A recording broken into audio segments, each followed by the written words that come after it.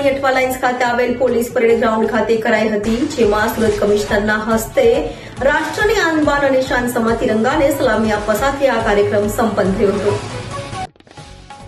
26મી જાન્યુઆરીએ પ્રજાસત્તાક પર્વની સમગ્ર દેશમાં ધામધૂમથી ઉજવણી કરાઈ હતી, ત્યારે સુરત પોલીસ દ્વારા પણ સુરત પોલીસ ગ્રાઉન્ડ ખાતે પ્રજાસત્તાક પર્વની ઉજવણી કરાઈ હતી, જ્યાં સુરત પોલીસ કમિશનર અનુપમસિંહ ગેહલોતના હસ્તે રાષ્ટ્રની આન બાન અને શાન સમા તિરંગાને સલામી આપવામાં આવી હતી।